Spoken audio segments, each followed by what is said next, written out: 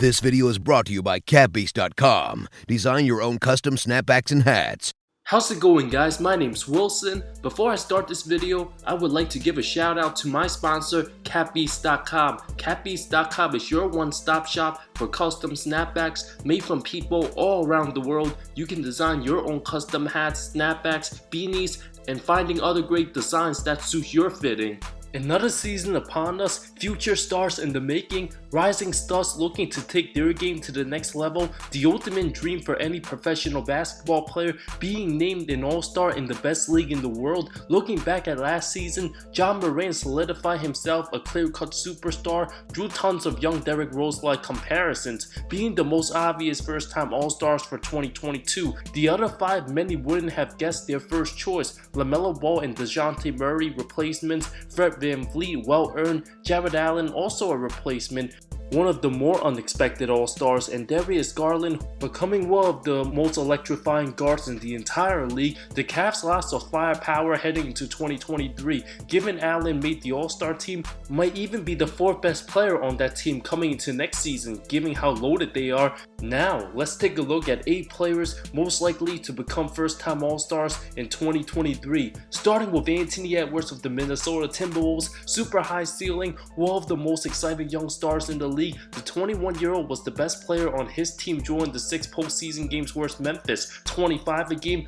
looked like the more mature star over older Karl-Anthony Towns, very similar to Morant's second season. A little inconsistent, but lots of promise, can put on a clinic in the biggest stage, doesn't shine away from the moment. The ability to shoot and create his shot, learning the game from being fearless. Once he gets better defensively, could become a future MVP candidate, possibly one of the best ISO scorers in the league. Seeing the growth from just very exciting his first season to being the #1 scoring option on a playoff team, mixed in a combination of dunks and three-point shooting. Now with Rudy Gobert's presence, gives Ant the ability to gamble more, should have plenty of breakaway slams, receive tons of backlash over his comments from social media, can put that all to rest by dominating on the hardwood. RJ Barrett, a surprisingly hot take given by many, the former 3rd overall pick shown promise year 3, given the dark season filled with disappointments, the ball handling improvement, and the confidence trending to the right level. The now 22-year-old came off averaging 20 a game, 6 rebounds, much improved defensively, got his extension, play inspiring ball after a slow start.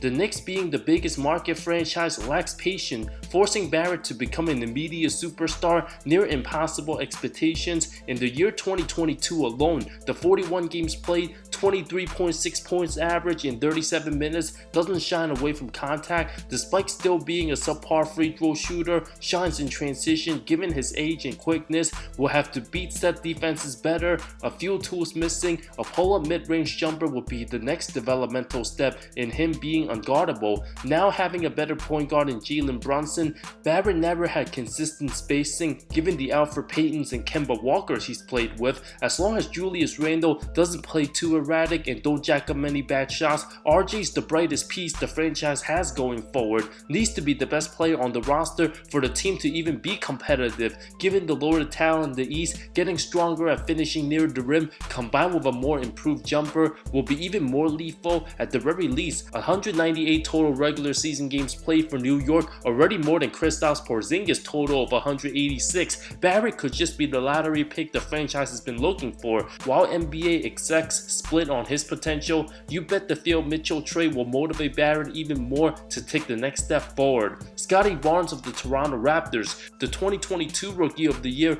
all the upside and excitement for Toronto. 21, after having numbers of over 15 a game, 7.5 rebounds, 49% shooting as a rookie, polished, skilled, and terrific on D, pure energy, great hustle on both ends, already plays like a 6-year vet, loves to compete.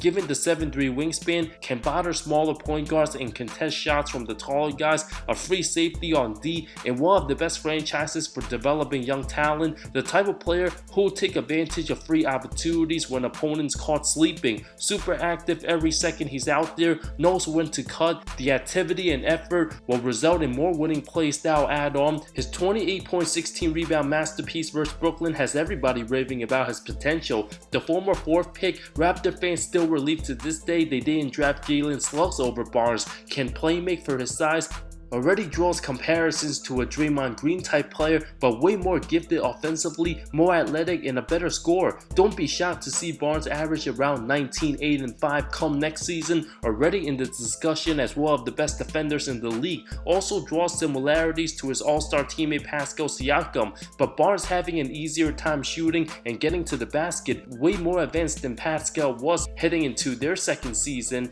Lots to be excited about for Raptors fans. Tyrese Haliburton of the Indiana Pacers, one of the most shocking trades from the Poverty Kings, giving up their potential franchise-changing point guard to another small market team many don't pay attention to. 26 games with Indy, numbers of 17.5 points, 9.6 assists, over 41 from deep. Utmost optimistic Pacers fans already anoint him as the next Steve Nash and CP3 Hall of Fame type star. Will have a lot on his shoulder trying to make a mediocre team relevant. Clearly a long-term guy, doesn't make a lot of mistakes, the opposite of Russell Westbrook. A good combination of playmaking and shooting from a bigger sized guard at 6'5", one of the rare players with naturally good IQ despite an ugly looking jumper. Mix it at a super efficient rate, and that's what matters most. Also a pest on D, has all the time in the world for Indy to being the main guy, make his mistakes earlier before getting the max extension. Might never average more than 22 points in his prime,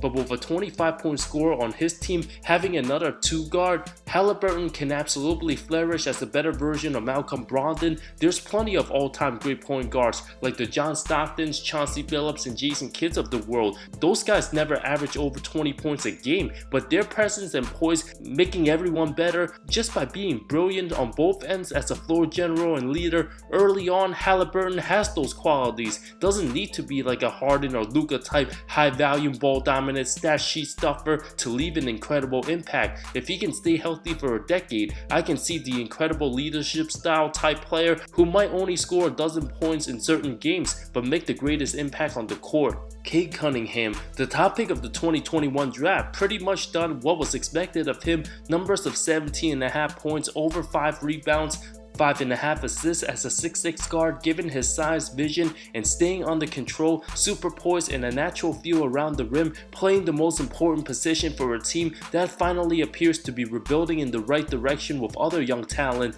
not afraid of the clutch moments, a solid defender already, with tons of loaded young talent in today's game. It's fair to say K might not be a generational type superstar, which only goes to a handful of young guys. But if K becomes as good as even Chauncey Billups or Kyle Lowry caliber type, that's already an amazing look for a number 1 pick. In the 20 games after the All-Star break, numbers of over 21 a game, terrific sign. Knowing he's not explosive athletically, K's ability to hit the turnaround shot and work on smaller guys on the block reminds me of Sean Livingston. Once he improves on the shooting efficiency, it's only a matter of time when his name gets mentioned amongst the best young guards at season's end. K proved to Pistons fans he can be the guy to truly turn that franchise around. Exciting times for the 21-year-old. Evan Mobley, a name many super high on, out of USC, finished second in Rookie of the Year race. Numbers of 15 a game, over 8 rebounds, almost 2 blocks in nearly 34 minutes. When asked before coming into the league, Mobley credits his defense as his best skill. What do you think your best skill is coming into this draft? Definitely my defense. Super rare for any young prospect to emphasize D that greatly. Defense is not even in some players' vocabulary. That's why some of them might be out the NBA. At 7 foot, proving to already be one of the best defensive bigs with all the potential to become a multiple-time Defensive Player of the Year winner. Super fluid, can keep up with the smaller quick guards, a 7'5 wingspan, super balanced and quick feet. Reminds me of a young version of Anthony Davis. The dream big in today's NBA, arguably has a case being the best defensive rookie since '98 Tim Duncan. The fact that Cleveland already in postseason contention and now consider serious threats in the East, Mobley very well might not be that far off behind Garland and Mitchell player-wise. If he can space the floor and improve on his outside shooting, combined with the athleticism finishing at the rim, Mobley can become a future MVP candidate, superstar potential in the making. Receive plenty of Chris Bosh comparisons. If things are anticipated to trend at the right direction, Evan Mobley might just become one of the very best two-way superstars by the latter years of this decade. Tyrese Maxiell, who's looked like the second best player on Philly a season ago many nights. The soon-to-be 22-year-old, a gym rat, simply loves the game as much as any young player, constantly at the gym, one of the fastest guys in the league, also very efficient with a healthy heart and back. Second season numbers of 17.5 points, 48.5% shooting, nearly 43 from deep as a 6'2 guard. Being a full-time starter, plays with happiness, joy, a 20-minute increase from his rookie season, a perfect mix with Embiid constantly getting double teamed, can finish in a blink of an eye in transition, already one of the best outside shooters in the game, already proved what type of player he was in the postseason, going 14 of 21 from the field. Game 1 versus Toronto, 38 points. Game 2 went off for 23. A combination of being a good self-creator and a spot-up shooter, can excel in the starting lineup with the Bonus brothers, or even play a Lou Williams type 6-man role if he wants. Has the it factor. While many might laugh at the idea of even including Maxiell on this list as a potential all-star, Tyrese himself absolutely working on that goal, and giving the footage and his character, Maxiell is the definition of what it means representing the Philadelphia 76ers. The opposite of the destructive Ben who doesn't care Simmons. 2023, all or nothing for Philly. Maxiell's rise gives them a shot to come out the East. Too many names I didn't put on this list. Honorable mentions includes Jamal Murray, Michael Porter Jr. of the Nuggets, missed tons of time due to injury. I expect both of them to be rusty before picking up later on. While CJ McCollum signed a 2-year $64 million extension, already 31, a consistent 20 to 23 point scorer since his 3rd season. De'Aaron Fox, somewhat of a letdown 5th season.